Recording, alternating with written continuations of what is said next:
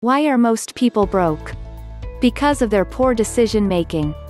Most people are poor because they've made poor life and financial decisions. Forget about those dumb statistics about the 1% of the population being in control of most wealth in the world and all that garbage. In my opinion, all that nonsense is just what poor people like to hear because it makes them feel like their poorness isn't their fault. But in most cases, it is. There are exceptions, though, like if you live in a communist country where opportunities themselves are extremely limited, for example. It is always easier to put the blame on the economic system, life circumstances, companies, the government, politics, etc. The truth is, it only takes two things to stop being broke: a good decision-making process and a lot of effort. That's all. I live in a Latin country where most part of the population qualifies as poor, and it only takes a tiny peek at these poor people's lives, and the way they make decisions, to realize that they're condemned to being poor for the rest of their lives.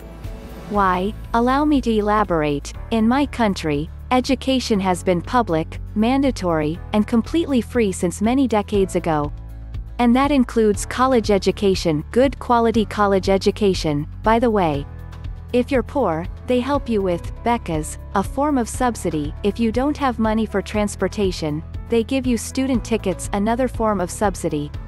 Some primary and middle schools give you food. If you're in college already and you need money, you can opt for an ayudancia. They give you money in exchange for helping your university with stuff, or college becas. They give you money just because you said you're poor.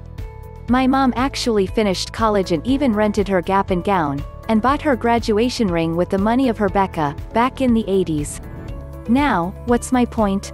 When you analyze how life in the poor areas of my country is, and how poor people's culture is, you will notice that there are many constants. Most people complete primary education but fail to complete high school or college. Most women get pregnant before turning 18, causing them to drop out from school, college. By their late 20s, these same women have multiple children, in many cases from multiple men. Men themselves drop out from school, college to start working in low-income jobs. They completely lack financial education, nor they have interest in learning about it. They tend to be emotionally driven, which usually ends up in more poor decisions, and, believe it or not, they seem to be satisfied with their way of life. Work from Monday to Friday, drink beer, party and have sex on weekends. Sounds tempting, right? Yeah, but that's why they're poor. And then there's another kind of people, like my mom, who finished school, finished college, didn't get pregnant in her teen years, got a job, worked hard, bought a car, then bought a house, then got married, and had me and my sister. And more importantly, never ended up being broke. Believe me, I've seen this happen countless times. There are so many examples out there. You just need to pay attention to the people around you and their life decisions and where they ended up, and you'll realize what I'm telling it's true for most cases. Oh, and before I forget, in case someone is thinking that not all countries have free college education, well, allow me to share with you another experience, this time in the United States. This year I went to visit a friend who lives in New Jersey. I wanted to visit New York. My friend is also Latin, and he's legally a refugee. However, as of now, he's on a legal limbo. Technically he's not an illegal immigrant, but he doesn't have a social security number either, which basically limits his job opportunities by a lot.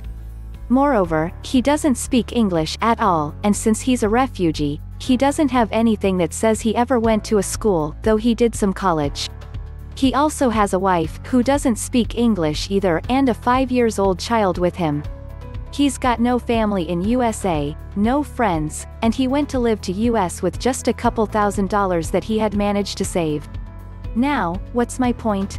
When I went to New York, I came across a lot of homeless people on the streets with cardboard sheets asking for money, and I couldn't help but think, how is even possible that even though most of these people were born in America, speak English and probably have a SS number that they can use to find a job, while my friend who is an immigrant with a wife and a child, very little money and doesn't even speak a word of English, managed to get a job, pay a rent, pay bills, buy food, buy clothes, buy toys for his child, even pay taxes, and overall has a pretty decent and regular life? There's a straight and simple answer to that. My friend made better choices, and he put a lot of effort to them and, instead of sitting on a sidewalk asking for money with a cardboard sheet, he focused on getting a job and being good at it.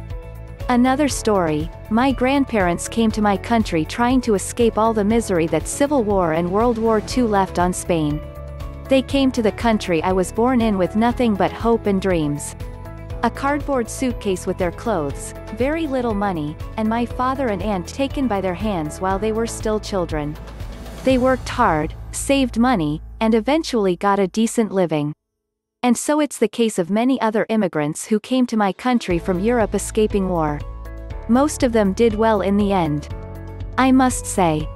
And it was all because of their decision-making, and their effort. North American perspective. The root problem that causes most people to be broke isn't necessarily overspending. That topic has been discussed a billion times over. We eat out too much. We buy too many clothes. We upgrade our phones too often. We go on too many vacations.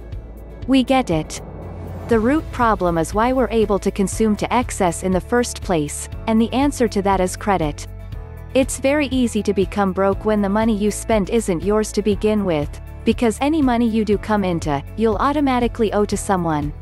Credit is toxic because it enables money to magically appear out of nowhere, in a way that is accessible to you for monthly payments that seem more affordable than the actual amount you're borrowing. Don't have $20,000 in the bank for a brand new car? It's okay. Just finance it for $300 per month over 72 months. Much easier to stomach spending $300 right away than $20,000 once you finally save it up, right?